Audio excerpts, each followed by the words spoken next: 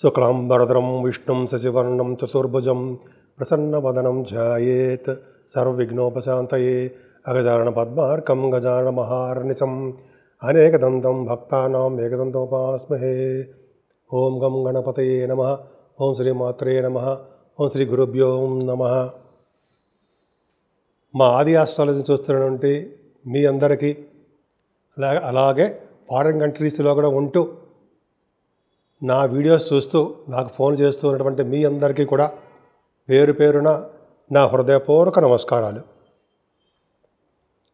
నా పేరు వాడిరావు ఆదినారాయణరావు శర్మ. సిఎంఏ అండి. సిఎంఏ అంటే cost and management accountant qualified. అలాగే ఎంఏ అస్ట్రాలజీ అండ్ వాస్తు కూడా ఉందండి. 2 క్వాలిఫికేషన్స్ ఉన్నాయి, ప్రొఫెషనల్ క్వాలిఫికేషన్స్ ఇవి. అంతేకాకుండా నా సెల్ నెంబర్ 7075389589 7075389589. మీకు మీ జాతకాలు చూపించుకోవాలనుకుంటే ఈ కింద నెంబర్కి ఫోన్ చేయండి. మీ date of birth, time of birth, place of birth ఈ 3 ఉంటే సరిపోతుందండి. ముఖ్యంగా పెళ్ళిళ్ళు కాని వాళ్ళకి కానీ, ఉద్యోగాలు రాలేకపోతే వాళ్ళకి కానీ, ఏ విధమైన సమస్యలు ఉన్నా సరే వాటిని మనం చక్కటి పరిష్కార మార్గాలు కూడా సూచిస్తానండి. నేను కేపీ అస్ట్రాలజీ సిస్టమ్ ప్రకారం కూడా నేను చూస్తూ ఉంటాను. అంతేకాకుండా మీరు నా వీడియోస్ నచ్చితే లైక్ చేయండి, షేర్ చేయండి, సబ్స్క్రైబ్ చేయండి. ఇప్పుడు మనం సెప్టెంబర్ నెల 1వ తారీఖు నుంచి 30వ తారీఖు వరకు కూడా 12 రాశుల వారికి ఎలా ఉండబోతుందో ఇప్పుడు మనం తెలుసుకుందాం. మకర రాశి వారికి ఈ నెల మొత్తం కూడా బాగుందండి. భయపడాల్సిన అవసరం ఏం లేదు. ఫైనాన్షియల్గా ఎట్టి పరిస్థితుల్లో ఇబ్బంది పడరు మీరు. అంటే కుటుంబ పరంగా, బంధువుల పరంగా కూడా చక్కగా మీరు వాటితో కలిసి ఉంటారు. ప్లస్ మీకు మంచి ఆదరణ ఉంటుంది. కుటుంబంలో వృద్ధి ఉంటుంది. ఆభరణాలు కొనుక్కునే అవకాశాలు ఉంటాయి. ఎక్కువగా షార్ట్ జర్నీస్ చేస్తారండి. శని ప్రభావం వల్ల, నీటి వలన మీకు కొద్దిగా చిన్న అసౌకర్యము, ప్రమాదము కలిగి ఉంది. మీ చెల్లెళ్ళకి కానీ తమ్ముళ్ళకి కానీ వాళ్ళకి నీటి వల్ల ప్రమాదం ఉందని చెప్పచ్చు. చిన్న ఇబ్బంది ఉంటుంది. చదువులో ఎటువంటి ఆటంకాలు లేకుండా ఫోర్త్ హౌస్ చూసుకోవడం వల్ల ఆటంకాలు ఏమీ లేకుండా బాగా మీకు ఉండడానికి అవకాశాలు ఉన్నాయి మకర రాశి వారికి. అంతేకాకుండా మీ సంతానం విషయంలో కొద్దిగా డెలివరీ అయ్యే టైంలో కొద్దిగా స్లో అవుతుంది. అంటే డెలివరీ అయ్యే టైంలో కాదు కానీ సంతానం విషయంలో కొద్దిగా స్లోగా నెమ్మదిగా ఉండడానికి అవకాశం ఉంది. సంతానం వల్ల ఇబ్బందికరంగా ఉంటుంది. సంతానం వలన అంటే మీకు ఆల్రెడీ సంతానం ఉంటారు కదా, వాళ్ళ వల్ల ప్రాబ్లమ్స్ ఉంటాయి. అంతేకాదండి, మీకు స్టాక్ మార్కెట్లో ఎవరైతే ఉన్నారో వాళ్ళకి ఎటువంటి పరిస్థితుల్లో కూడా లాభాలు రావు. ఎందుకంటే శనీశ్వరుడు చూడడం వల్ల చాలా ఇబ్బందికరంగా ఉంటుందని చెప్పచ్చు. కానీ గురు ప్రభావం వల్ల మాత్రము మీకు ఎటువంటి ప్రాబ్లమ్స్ లేకుండా, ఎటువంటి అనారోగ్యాలు లేకుండా ఆరోగ్యవంతులుగా ఉండడమే కాకుండా శత్రువుల వల్ల భయం తక్కువగా ఉంటుంది. అది ఖచ్చితంగా చెప్పచ్చండి. ఇంకా చెప్పాలంటే ఆ గురు ప్రభావం వలన న్యాయపరమైన, చట్టపరమైన ఇబ్బందులు ఏమైనా ఉంటే వాటి నుంచి మీకు కంఫర్టబుల్గా ఉండము, మీకు ఫేవరబుల్ రిజల్ట్స్ రావడానికి అవకాశాలు భగవంతుడి దేవన ఉన్నాయి. సప్తమ స్థానంలో శుక్రుడు మంచివాడా కాదండి, కానీ సప్తమ స్థానంలో శుభుడే కాబట్టి వివాహాది వేడుకలు చేయడానికి రాబోయే నెలల్లో, అంటే అక్టోబర్ నవంబర్ నెలలో అవకాశాలు మీకు ఉన్నాయి, మీ జాతకంలో ఉన్నాయి. అలాగే భార్యాభర్తల యొక్క సంపూర్ణటువంటి ప్రేమాభిమానాలు ఎక్కువ ఉంటాయి. తీర్థయాత్రలు, విహారయాత్రలు బాగా చేస్తారు.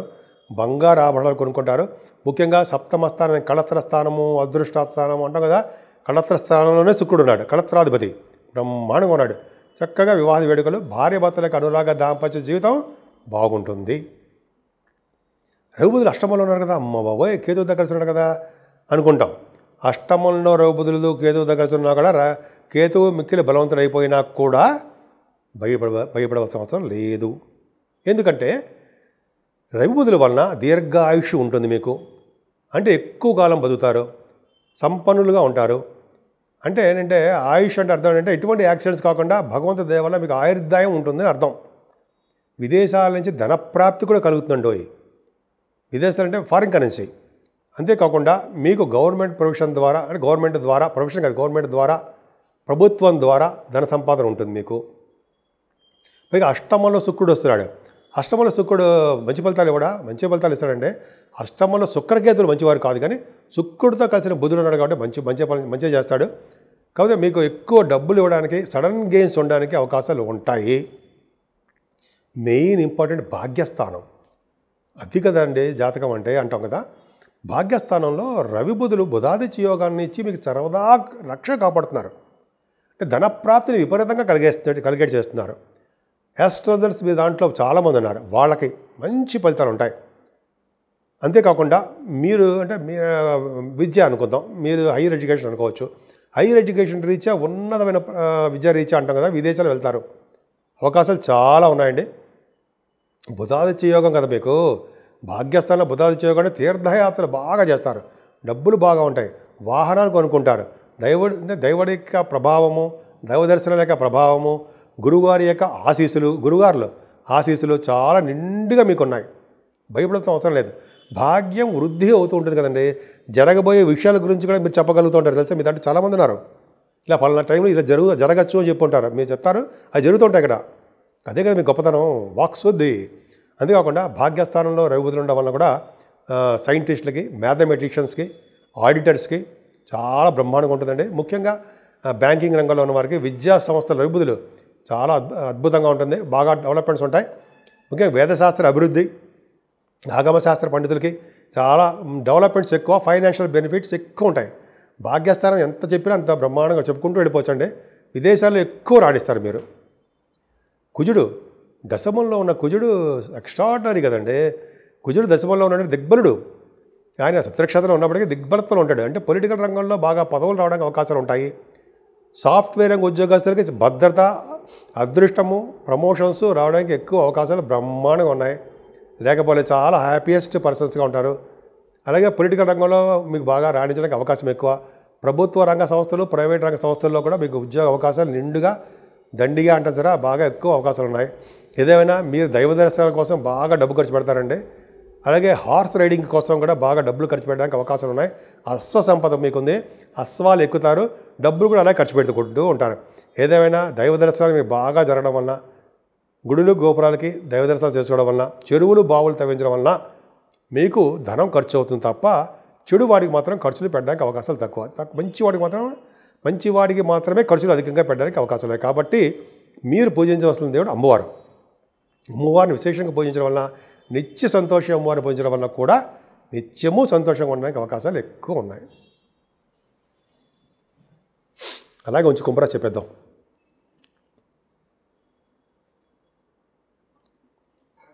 ఇప్పుడు మనం 12 రాశుల వారికి ఈ సెప్టెంబర్ నెలలో దోషాలు చాలా తక్కువ ఉన్నాయండి. అంటే శని కుజుల వల్ల దోషాలు తక్కువ ఉన్నాయి, కానీ దోషాలే, గ్రహాల వల్ల దోషాలు ఉంటాయి. కానీ మన పరిహారాలు ఏం చేసుకుంటాం, రెమెడీస్ ఏం చేసుకుంటే బాగుంటుంది అని తెలుసుకుందాం. అంటే మీనరాశి నుంచి మేషరాశి వరకు కూడా, మేషరాశి నుంచి మీనరాశి వరకు మర్చిపోతుంటానండి. మేషరాశి నుంచి మీనరాశి వరకు కూడా పరిహారాలు ఏంటంటే ముఖ్యంగా అండి ఈ నెల 8వ తారీఖుని మహాలయ పక్షాలను వస్తున్నాయి. మహాలయ పక్షాల్లో జనరల్గా పెళ్ళిళ్ళు, శుభకార్యాలు ఇవేమీ చేయరు.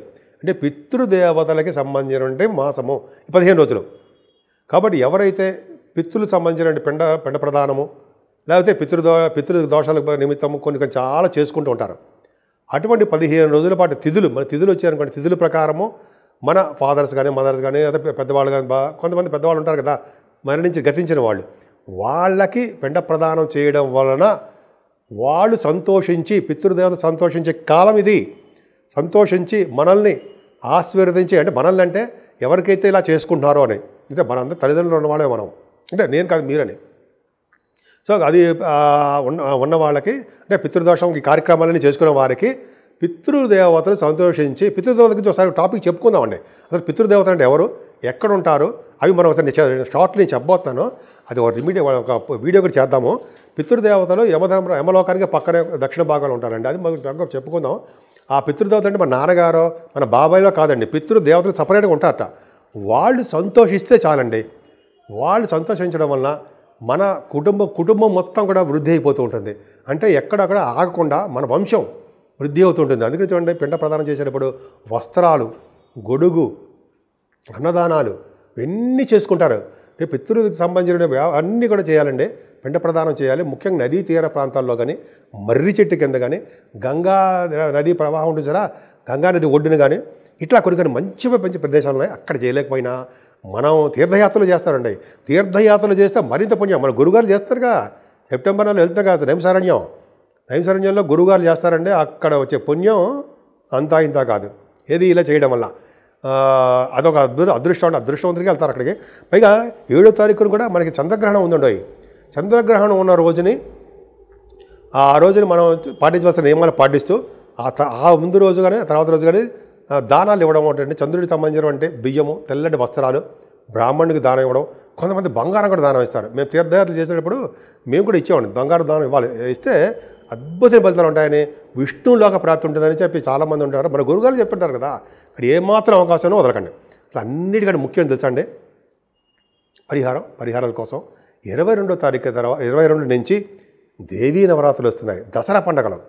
ఇంకా చూసుకోండి, ఆ దసరాలో మనం ఎలా ఉంటాం, విపరీతంగా బ్రహ్మాండంగా ఆనందంగా ఉత్సాహంతో దూసుకుపోతుంటాం. అమ్మవారికి ఆశీస్సులే కదండి. 12 రోజులు కూడా దసరా 10 రోజులు కూడా ఎవరైతే ఎలా అమ్మవారిని నిరవధికంగా పూజిస్తారో, దీక్షగా పూజిస్తారో, బ్రహ్మచర్యం పాటిస్తూ అమ్మవారిని పూజిస్తారో వాళ్ళకి వచ్చే పుణ్యం అంతా ఇంత అంటారా? మనం కొలవగలమా వాళ్ళని ఆ పుణ్యాన్ని? అమ్మ బాబోయ్, మనం ఇంకోసారి దసరా గురించి చెప్పుకుందామండి. అమ్మవారి యొక్క ప్రభావం ఎలాగ ఉంటుందో. అందుకే అమ్మవారి కుంకుమ పూజ, అమ్మవారికి సంబంధించినటువంటి ఏమంటారంటే మనం చేస్తాం కదా చండీ హోమాలు, అటువంటివి బాగా చేయించుకోండి. ఏమాత్రం అవకాశం ఉన్నా ఆ అవకాశాన్ని ఉపయోగించేసుకోండి. ఉపయోగించుకోవడం వల్ల ఎంతో సంతోషంగా ఆనందంగా బ్రహ్మాండంగా కుటుంబం మొత్తం అద్భుతంగా బ్రహ్మాండంగా ఉంటారు.